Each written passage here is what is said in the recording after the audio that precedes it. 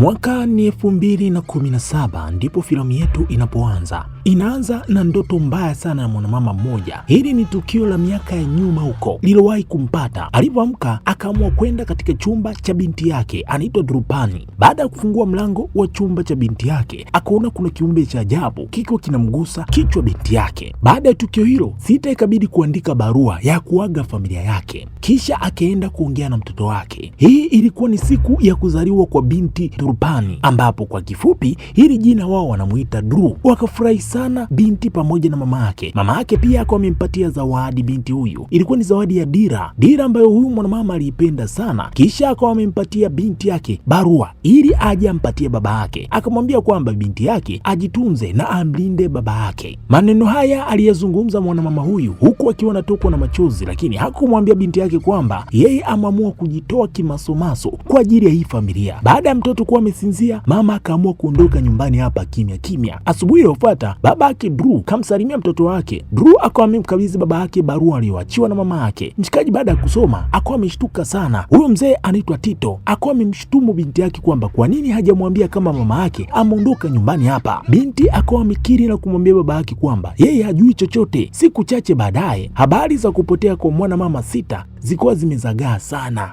Inavyodaiwa ni kwamba amepotea katika mlima Sarangani. Sasa jambo ambalo lilishangaza watu wengi, kwa nini mwanamama huyo aende katika mlima huo, na inavyodaiwa kwamba mlima huo ulifungwa watu wasitembelee eneo hilo tangu mnamo mwaka 2008. Mashuhuda wanasema kwamba mara ya mwisho walimuona Sita alikuwa karibu na maporomoko ya maji, maporomoko yanayojulikana kwa jina la Kitapaki. Watu walimtafuta sana huyu mwanamama, lakini ilishindikana. Baada ya siku 7 ya utafutaji, watu wakawa wamechoka, hakuna chochote walichoambulia kukipata. Zoezi hili lilikuwa limesitishwa. Tito hakukubaliana sana na hii habari. Yeye alitamani aendelee kumtafuta mke wake kwa sababu ndo mtu pekee ambaye ukimwacha mtoto wake, huyo ndo mtu alikuwa anampenda katika ulimwengu huu. Hakukubali kabisa kumpoteza mwanamke katika mazingira haya. Miaka 7 baadaye, Dru kwa sasa anapenda sana mazoezi, na sio tu kupenda mazoezi, alikuwa anafanya haya yote alikuwa ni maandalizi ya kwenda kupanda mlima Sangarani. Hapa ni mwaka 2024. Kwa sasa binti ana miaka 17 na kimbilia 18, na huu mpango ulikuwa umesukwa. Dru pamoja na marafiki zake hawakumjulisha kabisa mzee Tito, na badala yake binti alienda kumwaga baba yake kwa kumdanganya kwamba wanakwenda kutembelea Bogol. Usiku kabla ya safari, Dru akawa ameandaa vifaa vyake vya kupanda mlima pamoja na dira ambayo alipewa na mama yake, kitu ambacho alikuwa anakithamini sana huyu binti. Binti akawa anakumbuka nyakati za mwisho za yeye na mama yake, na anakumbuka kwamba mama yake alimkanya huyu binti asijaribu kwenda kupanda mlima, haswa ni milima miwili tu aliyoitaja mwanamama huyu, mlima wa Sarangani pamoja na mlima wa Kembani. Akamwambia kwamba ni hatari sana kwenda kupanda eneo hilo. Sasa kwa nini mwanamama huyu alisema hivi? Ni kwa sababu hata yeye mwenyewe alikuwa anapenda sana kupanda milima, na yeye hii milima aliyomuonya binti yake amekwisha kuipanda. Asubuhi iliyofuata, marafiki zake Dru wakawa wamefika hapa kwa kumshangaza kidogo. Binti ilikuwa ni siku yake ya kuzaliwa. Mzee akawa ameshiriki kuimba pamoja na binti yake. Baadaye binti akawa ameaga, safari ikaanza. Safari yao ikawa ni ya furaha sana, watu walienjoy sana, na miongoni mwa watu ambao walikuwa wameambatana pamoja nao kuna jamaa mmoja anaitwa Ramati. Huyu jamaa alikuwa anajitenga sana, wakawa wameenjoy na kupiga picha kila walipokuwa wanapata nafasi. Wakaenda sehemu ya maporomoko ya Kitapaki. Sasa baada ya kufika huku, mtandao uko umekatika kabisa, hakuna mtandao eneo hili. Sasa wakiwa hapo, kuna binti mmoja ambaye yeye alikuwa ni mtengeneza maudhui anaitwa Nuru. Yeye akaanza kulalamika wanatakiwa kuondoka, wanakaaje eneo moja? Muda huu wanapolalamika, kuna wenzao wawili ambao walikwenda kuswali hawajarudi kuambatana pamoja nao. Dru akapendekeza kwamba ni lazima wawasubiri wenzao ili waondoke kwa pamoja. Inavyoonekana hawa watu wanaowasubiri hapa wamekwisha kupotea, na wanawasubiri mtu mmoja anaitwa Jamal pamoja na Amaya. Nuru akasema kwamba waendelee tu, wanachelewa kwa sababu kuupanda ule mlima ni kimbembe. Sasa wakati wao wanazungumza haya mambo, Ramati yeye kakaa kando tu huko anawatazama kama haelewi chochote kinachoendelea hapa. Sasa baada ya kuendelea na safari, mara boom, katikati ya njia kila mmoja akashika njia yake. Dru pamoja na mpenzi wake wamepita kivyao, binti Nuru pamoja na mshikaji mmoja anaitwa Ukon na wao wako kivyao. Ramati mwenyewe haeleweki kabisa. Sasa baada ya muda Nuru akienda kujisaidia, lakini sasa si unajua watu waoga akienda kujisaidia kwenye giza ni anaongea tu, kama hana cha kuongea ni kupiga miluzi tu. Ndio huyu binti alichokuwa anakifanya, anamzungumzisha huyo mwenzake Ukon, anampigisha stori zozote, Ukon ni kuitikia tu. Sasa baada ya muda haya mazingira yakaamua kuwafanyia vitu vya ajabu zaidi. Akaja binti mmoja ni kama Nuru, na Ukong alimuona hivyo akajua ni mwenzake kafika hapa, hivyo akawa ameondoka naye. Kumbe ni mazingira tu yaliamua kuwaingiza mkenge ili kuwatenganisha kabisa hawa watu. Binti alipokuwa bado anajisaidia tu, anamzungumzisha mwenzake, anaona kimya. Alivyotoka hapo yuko mwenyewe. Sasa binti ana uoga kweli kweli, akawa anamtafuta mshikaji wake Ukong yuko wapi. Mara akaona kuna mzee mmoja wa ajabu eneo hilo. Binti akawa ametimua mbio, kaangusha simu yake, kafika huko mbele yeye mwenyewe. Sasa hiyo simu ndio ya kutengenezea maudhui, akaamua kurudi kwenda kuichukua hiyo simu, lakini akiwa hapo kile kiumbe kilikuwa kimemtokea na kumfanya binti aanguke korongoni bila yeye kutaka. Upande wa nyumbani kwa bwana mkubwa Tito, yeye alikuwa amepanga kila kitu kwa ajili ya sherehe. Akawa amepokea simu na mkazi mmoja wa eneo la mlima Sarangani huko, akamwambia kwamba Drew pamoja na marafiki zake wamepanda mlima Sarangani. Hili jambo lilimtia hasira sana mzee Tito kwa sababu alikuwa ameandaa mazingira kwa ajili ya kushirikia na mtoto wake. Washikaji zake walikuwa wamefika hapo kwa ajili ya kumtuliza huyu mshikaji, na akawa amemwambia kilichotokea kwamba binti yake ametoka hapa ameenda kupanda mlima sehemu ambapo walimpiga marufuku kwenda eneo hilo. Sasa hawa wazee hawakuwa na jinsi, na wao wakaamua kwenda moja kwa moja kwenye ule mlima ili kujaribu kuwaokoa hao watoto. Wakafika sehemu ya kupumzika, wakawa wamepumzika. Asubuhi wakuwa wameamshwa na mkuu wa timu ya uokoaji. Huyu jamaa anaitwa Bernard, akawaambia kwamba wakusanyike kwenye msikiti uliokuwa karibu na hilo eneo. Walipofika huko wakawa wamemkuta Maya pamoja na Jamal. Wao walifanyikiwa kufika hapa. Wamefikaje? Inabidi watueleze sasa. Maya na Jamal wakasimulia kwamba walienda kwenye ule mlima kwa ajili ya kusherehekea siku ya kuzaliwa kwa Drew. Walipokuwa katika maporomoko, wao walienda kwa ajili ya kutafuta sehemu ya kuswali. Walipomaliza kuswali, kurudi wakawa wamepotezana na wenzake. Sasa kwenye kutafuta njia ya kurudi ili wakutane na wenzao, wakawa wamekutana na bwana mkubwa mmoja anaitwa Dadang. Dadang ndiye aliyowasaidia hawa watu na kuwaleta katika hili eneo. Bernard baada ya kusikia mambo yote ikabidi kuwaonya, akawaambia kwamba hata hayo maporomoko mlikoenda watu wamekwisha kupigwa marufuku, watu waoendi kutembelea hapo ni miaka 7 sasa. Akaahidi mbele ya Tito kwamba atafanya atakaloliweza watoto wote wapatikane wakiwa wazima na wenye afya. Timu ya uokoaji ikaanza maandalizi ya msako mkubwa sana ili kuwatafuta watoto. Bernard akawa amemwonya Tito pamoja na marafiki zake wasipande huo mlima kwa sababu njia zenyewe zimebadilika sana. Mara ya mwisho wao walipofika hapo kwa ajili ya kupanda huo mlima, kama nilivyokuambia hapo mwanzoni, Tito pamoja na mke wake walikuwa ni wapanda milima vizuri sana na walikwisha kuupanda huo mlima, kwa hiyo wanaujua.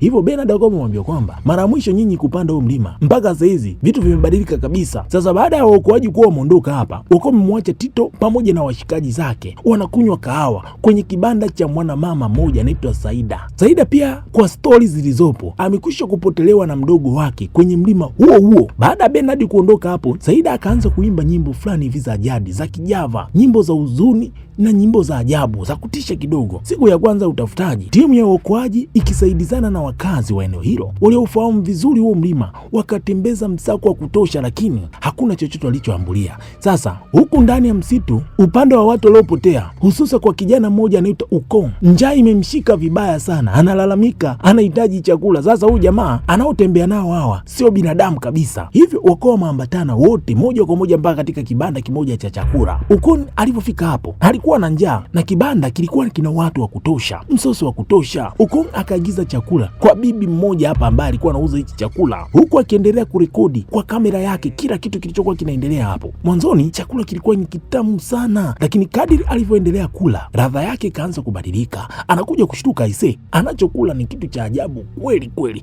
Ukong akajikuta anakula vitu fulani hivi minyona, vitu vingine vya ajabu ajabu sana kuviweka hata mdomoni. Akatazama Nuru pamoja na Amati wanamtabasamia tu. Yule bibi akamkamata huyu bwana mkubwa pamoja na Nura pamoja na Amati, wakawa wamemshika wakaanza kumlisha kwa nguvu kile chakula. Akajaribu kukimbia, lakini Amati pamoja na Nuru na wengine tena wakawa wamemkamata. Tukio lote likarekodiwa na kamera yake yeye mwenyewe. Wakati huo huo, upande wa Drew pamoja na mpenzi wake anaitwa Raka walikuwa wamechoka, wametembea kwa muda mrefu sana, lakini hawajapata kabisa wenzao. Sasa kilichokuwa kinawachanganya sio wao kutembea, wametembea kwa urefu mkubwa kinoma, lakini saa zao ni saa za kisasa, zinaonesha wametembea kidogo mno, yani hata kilomita yenyewe inaweza kana haijafika.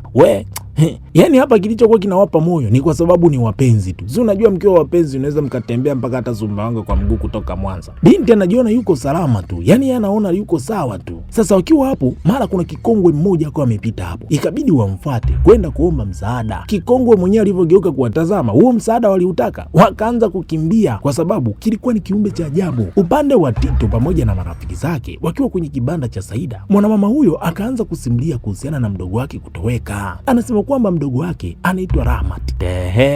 Ndio yule kijana ambaye tulimuona pamoja na wakina Drew akiwa ni marafiki zake. Sasa imewezekana vipi? Huyu mwanamama anasema kwamba mdogo wake aliwahi kurudi nyumbani mara moja tu, lakini tangu arudi nyumbani alikuwa na tabia za ajabu kweli. Kwanza kabadilika, amekuwa ni mtulivu tu, haongeongei. Sasa baada ya kuchunguza vizuri, wakagundua kwamba Rahmat alikula chakula ambacho sio chakula cha kawaida alipopanda kwenye huo mlima. Sasa huyo Rahmat baba yake anaitwa Dadang, huyu Saida ni dada yake. Siku iliyofuata timu ya uokoaji ikiendelea na kazi kama kawaida. Siku hiyo wakawa wameupata mwili wa Nuru uko kwenye korongo huko, tayari amekwisha kufa. Ikabidi watoe taarifa kwa mkubwa wao Bernard. Kweli mwili huo wakawa wameuchukua na wakawa wameupeleka sehemu salama. Tukio hili lilimshtua sana Tito, likamwongezea hofu sana atafanya nini, lakini ndugu zake ikawa ni kumtia moyo tu na kumfariji kwamba binti yako Drew ni msichana jasiri, amekwisha kufundishwa mbinu nyingi sana za kujihami polini, hawezi kusumbuliwa na vitu vidogo vidogo. Upande wa msituni watu wameendelea kutembea, wametembea sana, chakula kimeisha na maji yamekauka. Sasa katika kutembea tembea, Drew pamoja na mpenzi wake wakawa wamefanikiwa kupata chanzo kimoja cha maji, wakanywa na wakanawa. Sasa wakiwa hapo wakaanza kusikia kama kuna sauti kwa mbali, ikabidi kwenda huko kutazama kuna nini. Baada ya kufika huko wakakuta kibanda cha chakula, kuna watu wengi sana wanakula msosi hapo. Sasa mpenzi wake Drew alikuwa na njaa na wakawakuta marafiki zao wako hapo, Nuru pamoja na Ukoko wako hapo wanakula na wanawakaribisha kwa furaha. Drew akakumbuka maneno ya mama yake aliwahi kumfundisha,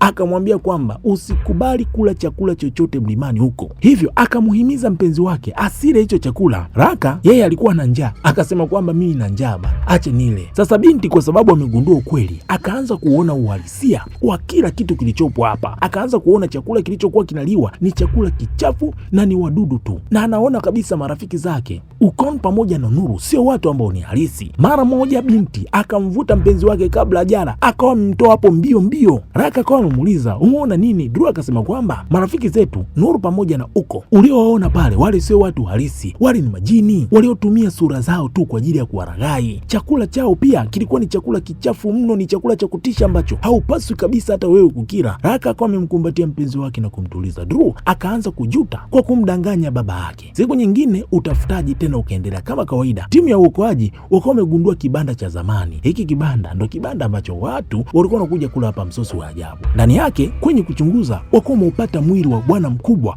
Okom, uko hapo umelala na umeanza kuoza. Tumbo lake limejaa, limevimba vibaya. Mdomo wake ulikuwa na udongo, mabuu na vunza wadudu kibao wa ovyo. Imekaa kana kwamba alikuwa analazimishwa kuwameza. Sasa sisi tunajua kilichotokea, wao hawajui. Sasa Tito kwa sababu ana mashaka sana na usalama wa binti yake, wakawa wanalazimisha hizi habari zitoke nje. Hoja akapendekeza kwamba wamuulize mtu mwenye maarifa kuhusiana na mambo ya kiroho kwenye hichi kijiji, kwa sababu haya mambo yote yanayoendelea kutokea sio mambo ya kawaida kabisa, yanawezekana ni nguvu za giza. Lakini Bernard kama kiongozi wa uokozi akawa amekataa kabisa, akasema kwamba hatumii kabisa mambo ya kishirikina kwa sababu hayakuwa sehemu ya taratibu rasmi za uokoaji. Tito akaendelea kusisitiza, lakini Bernard bado akawa amekataa, akasema kwamba jukumu lake ni kufuata sheria tu. Baadaye Bernard alivyoondoka hapo, Tito akaamua kupanda huo mlima pamoja na marafiki zake kwa siri siri bila wao kugundulika kabisa. Upande wa ndani sasa kwenye msitu, Drew pamoja na mpenzi wake wakafika mahali kwa ajili ya kupumzika. Drew akajaribu kutuma ujumbe kwa baba yake akimsihi na akimuomba radhi, lakini palikuwa hamna mtandao. Kwa hiyo alituma tu ujumbe kama watafika sehemu kwenye mtandao huo ujumbe uende moja kwa moja. Binti akiwa hapo akaamua kumweleza mpenzi wake Raka kwamba alimdanganya baba yake kwa sababu aliogopa kabisa asingeruhusiwa kuja kupanda huu mlima, na anasema kwamba tangu mama yake kupotea miaka 7 iliyopita mpaka hivi sasa hawajawahi kuambulia kitu chochote, sio nguo yake wala sio mwili wake. Kwa huzuni kubwa, Drew akasema kwamba anatamani hata kumwona mama yake kwa sekunde moja tu.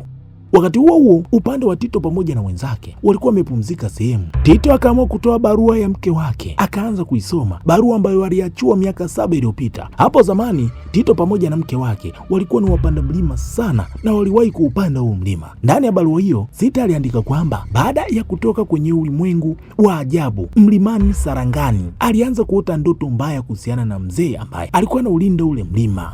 Mwanzoni alikuwa anaota kwamba mume wake ndiye anatakiwa kuchukuliwa na ule mzimu atolewe kama kafara kwa ajili ya mlima. Lakini baadaye mambo yaligeuka kabisa. Yule kiumbe akaanza kumwandama sana mtoto wake. Hili jambo lilimtia mashaka sana, kwa sababu ya wasiwasi na hofu ya kupoteza familia yake. Mke wake Tito aliamua kujitoa muhanga yeye na kujipeleka katika mikono ya viumbe hao ili waiache kabisa familia yake ibaki kuwa salama, na ndiyo chanzo cha Tito kuto kusumbuliwa tena na ndoto mbaya. Baada ya hayo, wao wanne waliamua kupumzika siku hiyo ili kesho asubuhi waendelee na msako. Usiku wa manane, Drew akiwa amelala akahisi kama kuna mtu anampapasa kichwa kwa upole. Alivyoamka akamwona mama yake kwa mbali. Bila kusita, binti wala bila kumwamsha mpenzi wake, akaamua kumfuata mama yake kwa sababu kamisi kwa muda mrefu. Walipofika sehemu tulivu, Drew akawa amemkumbatia mama yake na akamwambia kwamba nimekukumbuka kwa miaka mingi sana, nimekukosa kwa muda mrefu. Akamuuliza kwa nini ulituacha, kwani hautupendi? Mama akamkumbatia mtoto wake akamwambia kwamba kama unanipenda ongozana na mimi twende wote. Binti bila kuwaza mara mbili akaamua kuondoka na mama yake. Raka anakuja kushtuka, pembeni yake mpenzi wake hayupo. Akaanza kumtafuta mpenzi wake, alitafuta akajikuta kafika kwenye kijiji kimoja cha ajabu. Kuna watu wengi sana hapa, lakini wanahekaeka hao. Akawauliza, lakini kuna mtu anamjali? Basi kwenye kutembea tembea akawa amemuona mpenzi wake akiwa analishwa chakula na mama yake. Drew akawa amemtambulisha Raka kwa mama yake kwa sauti ya chini,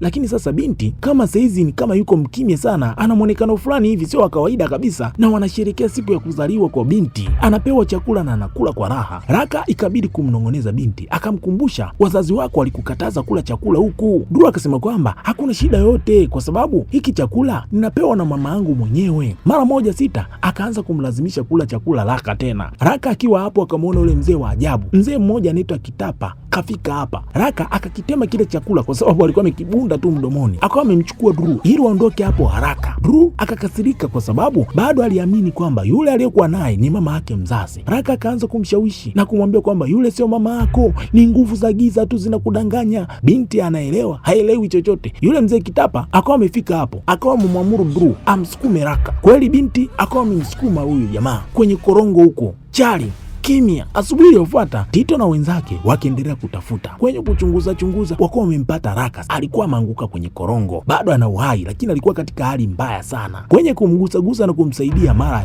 Raka zikapagawa, akaanza kuwashambulia hapo. Shambulia sana. Sasa kwa makelele yao, timu ya uokozi pia ilikuwa imefika eneo hili. Baada ya kusikia hayo makelele, walikuwa wamefika hapo kwa ajili ya kumsaidia huyu kijana. Wakamchukua mbio. Msaada wenyewe kwa nani? Ni kwa mzee Dadang. Yeye akaanza kusoma dua mara moja ili kumuondoa yule pepo katika mwili wa Raka. Yule pepo akaanza kusema kwamba Rahmati alikuwa anatumika kama chombo tu kwa Kitapa ili kuwanasa watu ambao wanapenda sana kupanda huu mlima na sio vingine. Hapa tulikuwa tumegundua kwamba Rahmati hakuwa binadamu, alikuwa ni kiumbe ambaye alikuwa anatumika sana na ule mlima kwa ajili ya kwenda kutafuta watu ambao watakuja kupanda mlima huu na kutumika kama kafara kwa wengine. Sasa huyu mzee Dadang ndo baba yake Rahmati. Baada ya kusomewa rukia kwa muda mrefu, kila kitu kikawa sawa. Raka akarudi katika hali yake ya kawaida. Bernard akaanza kumhoji kijana nini kilichotokea. Raka ikabidi kuelezea kila kitu alichokiona, kwamba alikutana na Nuru pamoja na ukoo na watu wengine waliokuwa wanalazimishwa kula vyakula vya ajabu. Kwa bahati nzuri yeye hakula kabisa wala hakumeza kile chakula. Baadaye yeye na Drew walifika kwenye kijiji, na baadaye walivyopotezana akamkuta Drew analishwa chakula na mama yake, na alikuwa anakula kwa sababu alikuwa anasherehekea siku yake ya kuzaliwa. Kijana akaenda kuomba msamaha kwa Tito kwa sababu anajua kabisa mzee anaumia kwa kumpoteza mtoto wake. Baada ya hapo, Bernard akamshukuru Tito pamoja na marafiki zake kwa kusaidia kumwokoa Raka, lakini pia akawakasirikia kwa sababu kupanda ule mlima kwa sirisiri ni kuhatarisha maisha yao. Tito akawa amehoji, akamuuliza Bernard kama ana mtoto kwa sababu sasa hamuelewi. Bernard akajibu kwamba ninaelewa maumivu ya mzazi. Mzazi yuko tayari hata kutoa maisha yake kwa ajili ya mtoto wake, lakini kabla haujamwokoa mtoto wako ni lazima wewe kwanza uhakikishe uko hai, yani uhakikishe wewe haujafa. Hilo ndo jambo la muhimu kuliko kwenda kichwa. Bernard akieleza kwamba anaufahamu sana vizuri huu mlima, lakini anapofanya kazi ya uokoaji, jambo la muhimu kwake ni kuwarudisha watoto waliopotea katika familia zao wakiwa salama na sio vinginevyo. Usiku huo Tito akaanza kukumbuka siri kubwa ambayo hajawahi kumwambia mtu wa aina yoyote, na siri hiyo ilikuwa inahusika na yeye kupanda huu mlima. Miaka iliyopita alipanda mlima hapa akiwa na rafiki yake mmoja alikuwa anaitwa Norman, ambaye alipitia hali kama ambayo alikutana nayo Raka. Kwa hiyo yeye sio mgeni sana kwa haya mambo. Wakati huo Tito na yeye alikula chakula cha ulimwengu huo na mwisho wa siku yeye ndiye alimsukuma noma rafiki yake kwenye korongo. Yani ndo mchezo ambao mara nyingi unatokea. Tangu siku hiyo aliendelea kujilaumu ndani ya moyo wake kwa kuhusika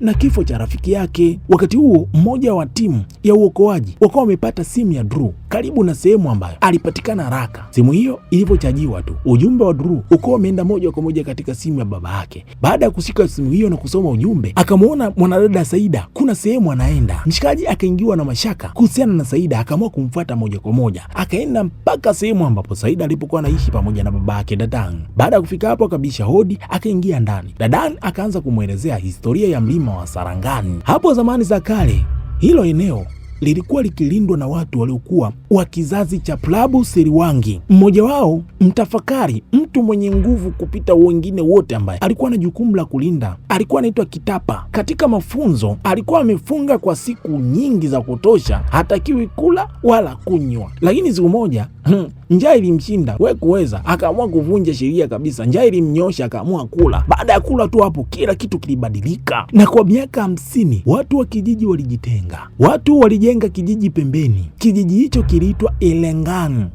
lakini mmoja baada ya mwingine wakaanza kutoweka tu baada ya kudanganywa kula chakula cha kichawi kilichotengenezwa na Kitapa. Tangu kipindi hicho eneo hilo lilianza kupatwa na maporomoko ya maji hadi upande wa magharibi mwa msitu, ambako ndilo eneo la kutisha zaidi. Watu wengi walioingia huko hawakuweza kurudi tena katika ulimwengu wa kawaida. Tito akawa ameuliza namna sahihi ya kuingia katika kijiji hicho, kijiji cha Elang, kijiji cha kichawi. Baada ya kupewa maelekezo, usiku huo kijana Tito akarudi kwa wenzake, akawa mamua kuandika barua, akawaacha wamelala. Hakuwaaga kabisa, watakutana tu na barua asubuhi. Kisha akawa mambatana pamoja na Dadan na Saida, wakaenda moja kwa moja sehemu ambapo ni kwenye maporomoko ya maji kupata mlango wa kuingia katika kijiji cha wachawi. Tito anatakiwa kusafiri, roho yake tu inatakiwa kuingia katika kijiji hicho, lakini mwili wake utabaki duniani hapa. Tito akaingia kwenye maji. Baada ya muda mfupi kweli roho yake ilikuwa imetengana na mwili. Roho yake ikaingia katika ulimwengu huo wa Erengan, na wakati huo duniani huku marafiki wa Tito wakapata ule ujumbe wa Tito aliouacha, wakaamua kwenda kumjulisha Bernard kwamba Tito amerudi kwenye ule mlima. Hivyo mara moja wakawa wameungana kwa ajili ya kwenda huko, kwenda kumtafuta tena yeye pamoja na watu waliopotea. Sasa katika kijiji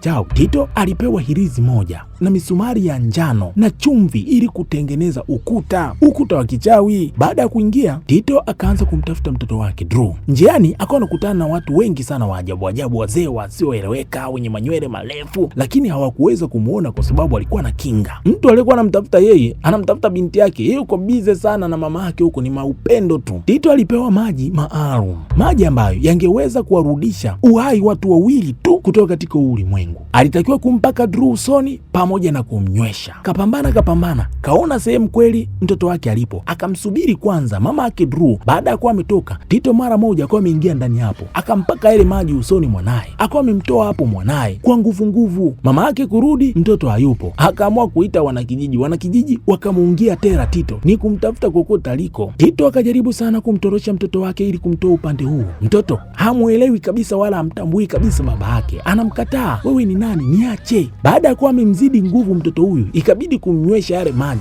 Binti akawa ametapika ule uchawi. Binti akili inarudi sawa, akawa amemtambua baba yake, akawa amemkumbatia mzee, akaanza kumuongoza mwanaye ili kumtoa eneo hilo mbio, kwa sababu watu wa kijiji hiki wanaendelea kuwatafuta ili wawazuie wabaki huku. Sasa muda wa zoezi linaendelea. Zoezi limenoga huku duniani. Wale waokoaji wakawa wamefika sehemu ambapo Dadan pamoja na Said wako pale, pamoja na mwili wa Tito uko pale, hawajitambui. Wakawa wanataka kwenda kumchukua kumfanyia huduma ya kwanza. Dadan akawa amekataza wasimguse kabisa wala wasimchukue, kwa sababu Tito bado hajafanyikisha zoezi la kumwokoa mtoto wake. Atarudi tu duniani hapa watulize muhemuko. Upande sasa kwa Tito pamoja na mtoto wake, Drew akamwomba msamaha sana baba yake na akamwomba waondoke kwa pamoja, lakini Tito akawa amekataa, akasema kwamba hawezi kuondoka hapa na kumwacha mke wake ulimwenguni huku. Aliwahi kufanya makosa makubwa sana kwenye maisha yake, hayuko tayari kumwacha mke wake huku. Yuko tayari apambane ili kurekebisha makosa ambayo amekwisha kuyatenda katika maisha yake. Drew akawa amezama ndani ya maji ili kurudi katika ulimwengu wa kawaida, na ni kweli baada ya muda mfupi tu binti akawa amerudi katika upande wa pili katika ulimwengu wa kawaida, na akawa amepokelewa na watu wengine tu wako hapo. Zoezi ni kumsubiri Tito, na zoezi aloenda kulifanya ni zoezi hatari sana katika ulimwengu huo. Sasa kweli Tito